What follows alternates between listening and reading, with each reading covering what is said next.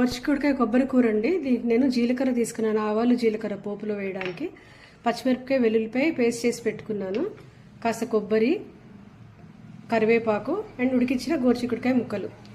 రండి స్టార్ట్ చేద్దాం. ఇక్కడ మూకుళ్ళు నూనె వేసాను, నూనె వేడెక్కిపోతుంది. ఇప్పుడు నేను పోపు వేసేస్తున్నాను.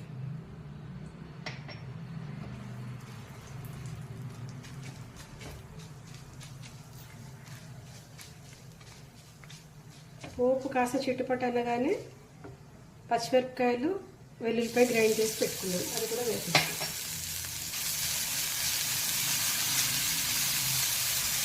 ఇప్పుడు కాస్త కరివేపాకు కూడా వేస్తాను. 2 ఆకులు కూడా వేస్తాను, మంచి వాసన వస్తుంది కూర.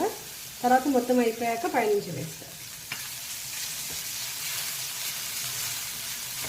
పచ్చిమిరపకాయ కొంచెం వేగాలండి, వెల్లుల్లిపాయ పచ్చిమిరపకాయ కాస్త పచ్చివాసన పోవాలి.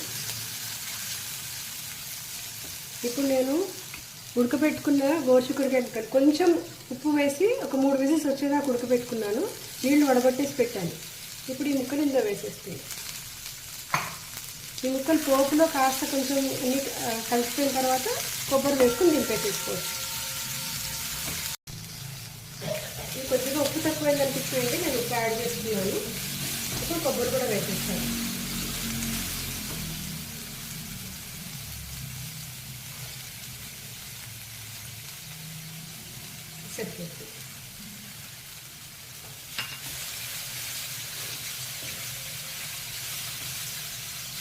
ఇది అన్నంలోకి చాలా బాగుంటుంది, రొట్టెల్లో కూడా ట్రై చేయొచ్చు, బాగానే ఉంటుంది.